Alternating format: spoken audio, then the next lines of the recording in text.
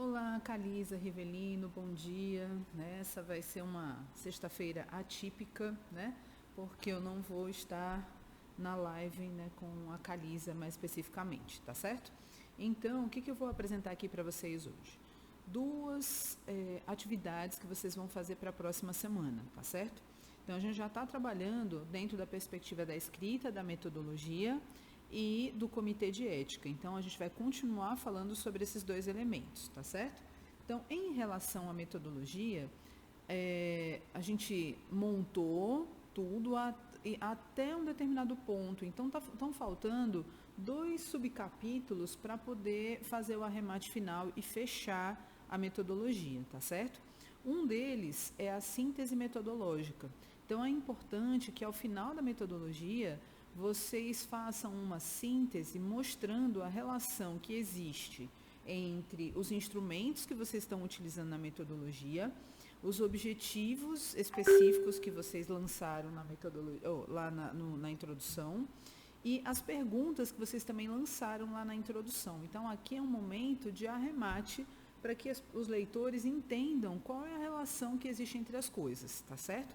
Então, a gente já começa aqui com o texto trazendo o objetivo geral. Então, para atender ao objetivo geral da pesquisa, que se trata de, aí você copia e cola. Uma vez que o objetivo geral está montado, vai escrever o resumo, copia e cola. Vai escrever a síntese metodológica, copia e cola. Vai escrever a introdução da metodologia, copia e cola. Não pode ser diferente, tá certo?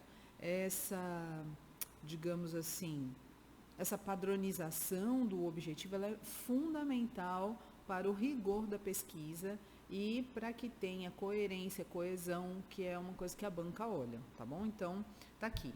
Eu deixei mais ou menos como a gente está montando, mas é óbvio que se vocês já fizeram isso anteriormente, não precisa nem mudar o que está em amarelo aqui, tá certo? É só você copiar e colar por cima disso aqui para ficar tudo igual, tá?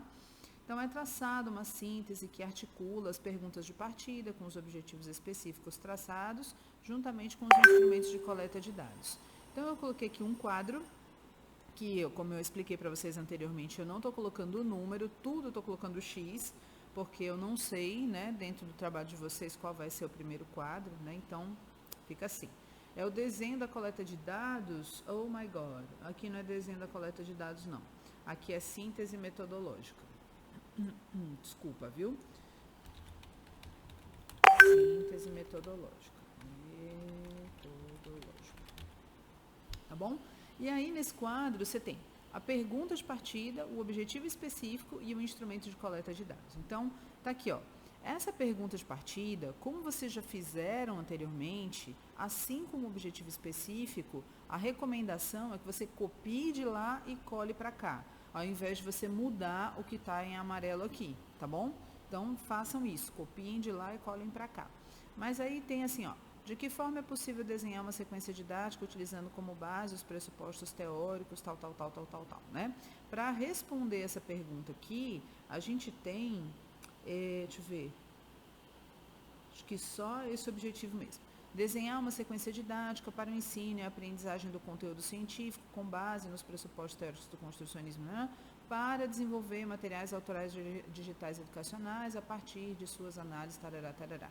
Então, essa pergunta, é um objetivo vinculado a essa pergunta, e aqui o instrumento de coleta de dados vai ser o próprio produto educacional, que é a sequência didática. Então, para poder responder essa pergunta e atingir esse objetivo, a gente está fazendo o produto educacional, que é a sequência didática, tá bom? Ela não aparece aqui como apêndice, porque ela é um extra. Ela vem fora da qualificação ou da dissertação, tá bom? Então, tá aqui, ó. Qual o nível de qualidade da sequência didática desenhada, considerando-se os aspectos da aplicabilidade, tarará, que é outra pergunta que tem. E é o que a gente tem como objetivo: analisar a qualidade da sequência didática, comparando-se a proposta inicial aos resultados obtidos após sua aplicação em sala de aula, que é outro objetivo que está lá. O que a gente vai utilizar aqui? A sequência didática, que é o produto educacional, os relatórios de observação com 10 intervenções, que está no apêndice C, a tabela de indicadores de qualidade da sequência didática que está no apêndice K e o relatório do personográfico que está no apêndice L. Isso aqui, gente, ó, não muda, deixa assim que vocês vão fazer exatamente isso, tá certo? O que vai mudar é a pergunta e o objetivo que tem que ser de acordo com a pesquisa de vocês, tá bom? Aí aqui, ó, pelo jeito eu tenho duas perguntinhas. Opa, na realidade eu tenho 3 perguntas, né? E aí são essas. Quais dificuldades conceituais, factuais, procedimentais os estudantes de tal série apresentam em relação ao conteúdo científico escolhido, né? De que forma o desenvolvimento de MADES com base no artefato tecnológico a partir da sequência didática influencia na compreensão que os estudantes apresentam sobre esses conceitos, fatos, procedimentos? Quais semelhanças, diferenças conceituais, factuais, procedimentais ficam evidentes quando são comparados os conhecimentos prévios dos estudantes com os conhecimentos já adquiridos, né? Então, são 3 perguntas. Obviamente, eu estou lendo de maneira generalizada, mas vocês vão copiar e colar para cá. E aí, o objetivo específico que está vinculado é esse aqui. Analisar os resultados de aprendizagem dos estudantes, comparando-se os conhecimentos prévios que apresentam sobre os conceitos, fatos e procedimentos, aqueles obtidos durante e após o desenvolvimento da sequência didática, tá bom? É o terceiro objetivo específico. E aqui a gente tem a tabela de indicadores de aprendizagem, que é o apêndice A, os questionários inicial, J-avaliação e final, que são os apêndices B, J, D, relatórios de observação, que é o apêndice C, roteiro do MED, que é o apêndice F, e os relatórios específicos, E, G, H, I, relatório do personográfico, que é o apêndice L, tá bom? Então, isso aqui não muda, deixa do jeito que está, o que vai mudar são as perguntas e o objetivo vinculado a essas perguntas. E, por fim, quais elementos da sequência didática precisam ser alterados após sua aplicação em sala de aula? Aí, o objetivo é sugerir elementos de redesenho da sequência didática com base na análise da qualidade da sequência didática e dos resultados de aprendizagem dos estudantes. Se vocês mudaram alguma coisa aqui, traz essa mudança para cá, tá? Porque aqui ficou sequência didática, talvez seja interessante mudar isso. Tabela de qualidade da sequência didática, que é o apêndice K, tabela de indicadores de aprendizagem, que é o apêndice E, relatórios de observação, que é o apêndice C, e o próprio produto educacional, que é a sequência didática, tá bom? Então, esse quadro é muito esclarecedor, as pessoas elogiam bastante, então vale a pena manter. Lembra que toda vida que a gente escrever quadro, gráfico, tabela, a gente bota a fonte embaixo, tá certo? Então, eu estou colocado aqui, elaborado pelo autor, mas a Calisa já sinalizou um aspecto importante, vai ser elaborada pela autora, tá certo, Calisa? Então, se quiser colocar para o feminino, não tem problema nenhum, tá? Eu acho que fica tranquilo. A gente não pode terminar nunca um capítulo com uma tabela, uma citação direta, um gráfico, nunca. Então, a gente precisa de um texto só para fechar a ideia, tá certo? Esse texto pode ser reescrito por vocês, não tem problema. Ó. Dessa forma, as perguntas e os objetivos traçados para a pesquisa são atendidos mediante a utilização de instrumentos de coleta e de análise de dados específicos mencionados e explicados nas sessões anteriores. Tá bom? Muda esse textinho aí para não ficar o da Calisa igual ao do Rivelino. E, por fim, o último capítulo da metodologia, e não menos importante, aspectos éticos e legais da pesquisa. Tá? Então, vamos lá. Muitas coisas nesse texto podem ser alteradas, como eu já havia mencionado em relação a toda a metodologia, tá certo? Mas existem algumas coisas que vocês têm que atentar, verificar se continuam sendo as mesmas ou se precisam de alteração, tá certo? Então, por exemplo, a proposta da pesquisa foi submetida ao Comitê de Ética em Pesquisa CEP da UFC e, após análise, foi aceito sob parecer consubstanciado do CEP de número tal.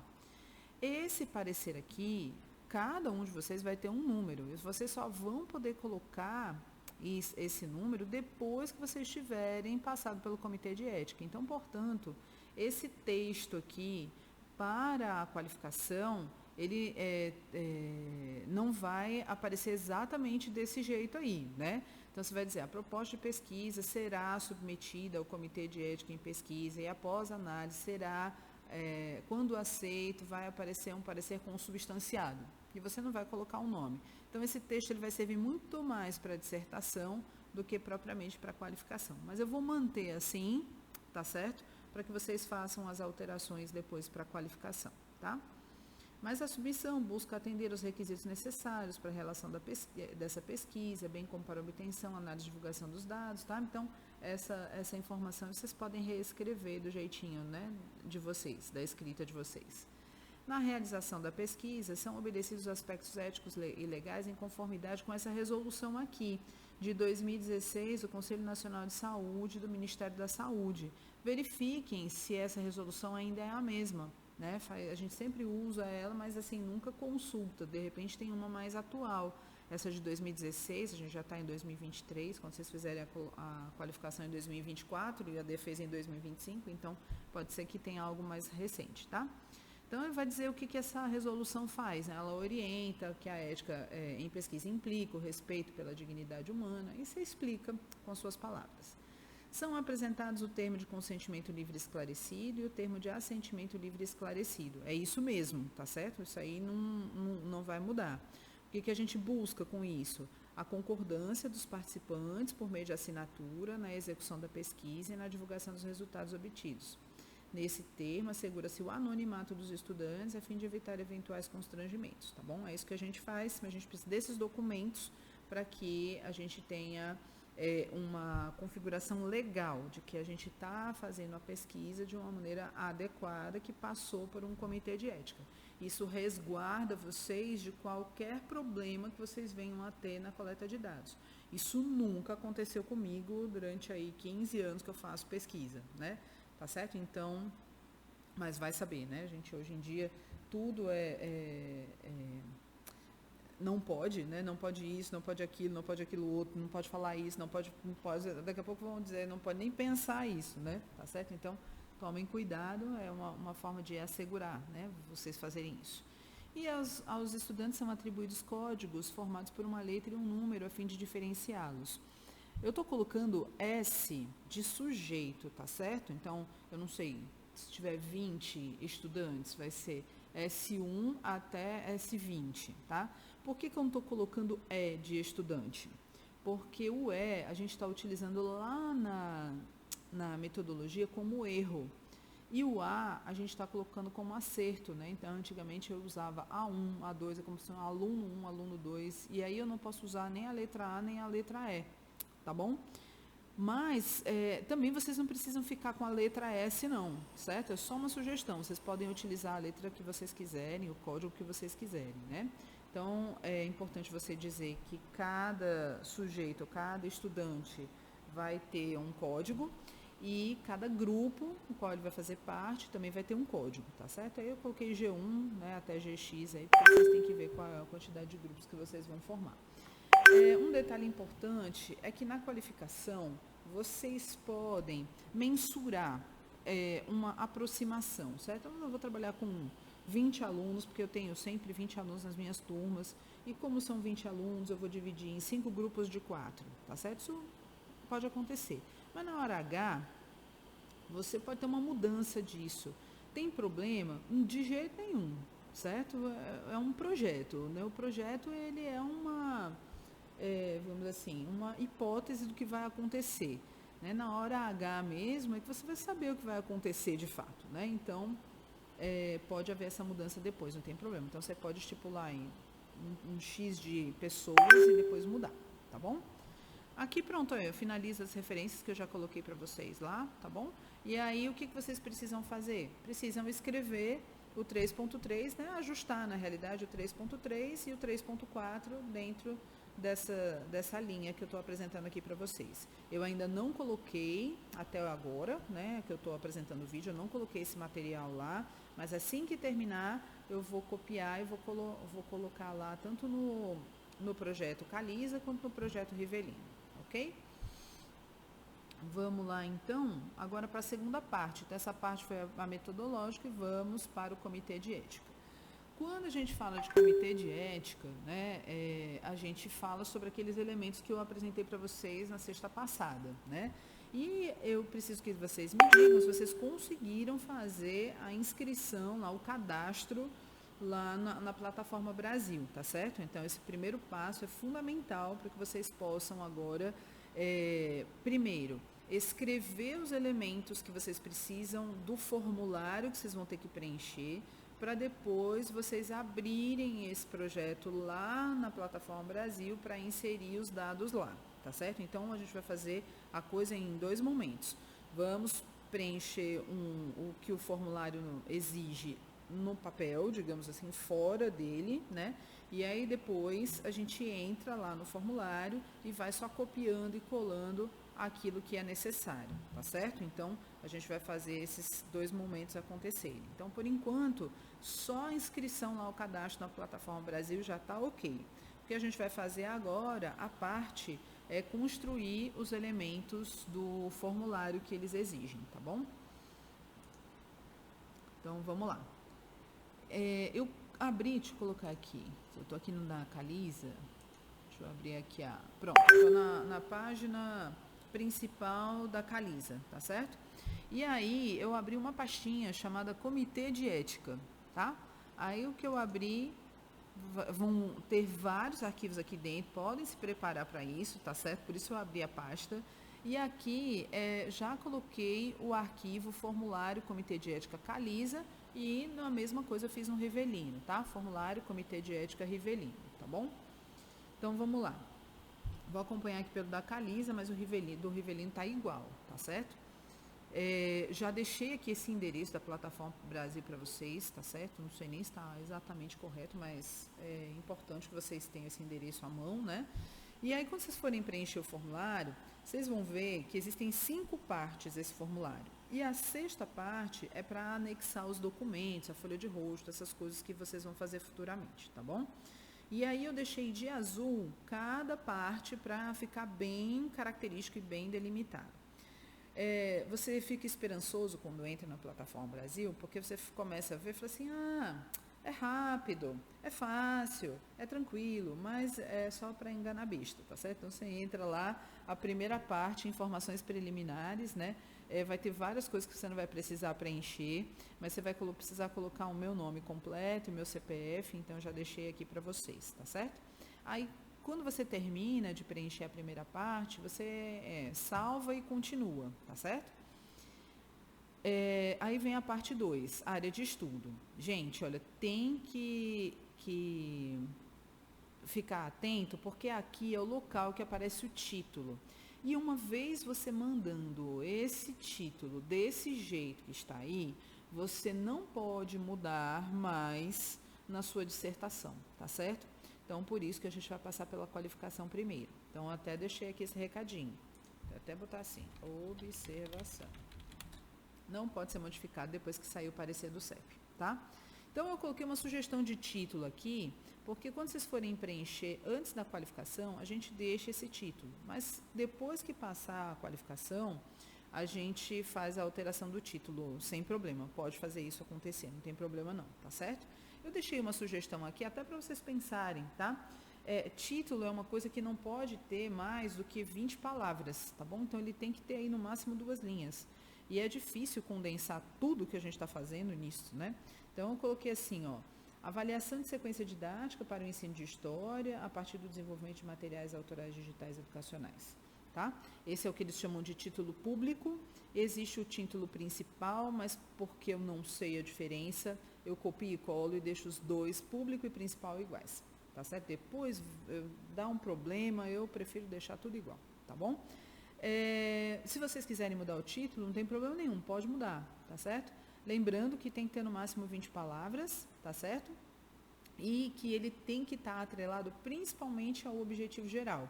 Por isso que eu coloquei avaliação, porque lá no objetivo geral está avaliar, tá? Então, pensem aí, se quiserem adequar alguma coisa, fiquem à vontade, não tem problema não. O trabalho é mais de vocês do que meu, só estou orientando, tá? Para dizer qual é o melhor caminho para vocês seguirem. Aí pronto, na parte 3, deixa eu só ver, tem o desenho, tem as palavras-chave, tá certo? Existem outras coisas também, tá bom, gente? Então, muitas coisas têm a ver com medicina e aí a gente, ou ele fica, não dá para você preencher, ou então você diz não se aplica, alguma coisa assim, tá bom? Então, eu trouxe a essência de cada parte aqui para vocês.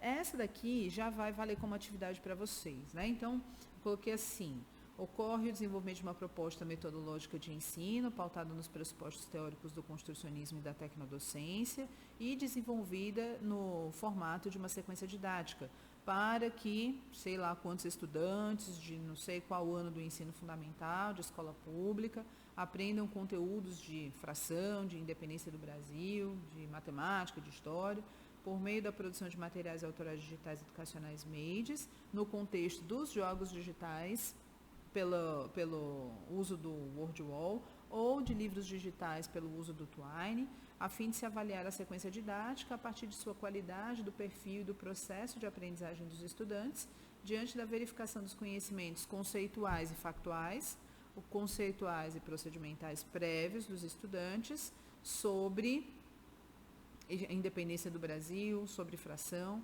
desses mesmos conhecimentos durante o desenvolvimento dos MEIDs, pautados em jogos digitais ou livros-jogos digitais, e dos mesmos conhecimentos ao final do desenvolvimento dos MEIDs. Ao final do processo, são apresentadas sugestões de redesenho da sequência didática conforme os resultados obtidos. Ou seja, é o resumo do resumo aqui, né? Do que a gente quer fazer mesmo em termos de pesquisa. Então, essa estrutura de texto vocês mantêm. Não tem problema se ficar igualzinho, vocês só preencherem aí o que está em amarelo, tá certo? Não tem problema não, não é considerado plágio não, tá? Vai ser um formulário lá dentro da plataforma Brasil, só eles vão ver. E a palavra-chave, eu estou colocando 5 e deixei como sugestão essas 5 palavras aqui. Veja que todas essas palavras que eu utilizei aqui, elas não constam no título, tá bom? Então, é uma recomendação que as bancas geralmente fazem. Então, eu usei tecnodocência, construcionismo, que é a nossa base teórica, não está no título, livro-jogo, Twine e aprendizagem, tá? Mas no caso do Rivelino, ele pode utilizar jogo, WordWall e aprendizagem, tá bom? Então, isso aqui poderia ser até pintadinho de amarelo para poder trocar. E olha que eu estou no da Calisa, né? Depois tem que fazer essa referência lá no do Rivelino também. Essa é a parte 3, tá bom? Ai, professor, mas tá tão fácil, né? Pois vamos para a parte 4 agora. Então, ajeitem esse texto, tá? Do desenho. Resumo, né? Resumo é uma coisa que a gente escreve por último. Depois que fez tudo na vida, tarará, tarará, a gente escreve o resumo. Então, eu estou pedindo para vocês não fazerem ainda. Eu queria que ficasse igual na qualificação. Então, vamos passar primeiro pela qualificação, porque se houver mudança no título, a gente altera o título. E se houver necessidade de mudança do resumo, a gente altera o resumo e traz para cá. Tá bom? Então, a gente não vai fazer só na época da qualificação. Mas a introdução, problema, justificativa e as perguntas de pesquisa, vocês já têm, tá certo? E aí vocês podem copiar e colar já para cá, tá? É importante que ela seja mais ou menos curta, como vocês estão fazendo, porque é o que eles realmente vão olhar. Então, lá no projeto, ela vai estar maior, não tem problema, tá certo?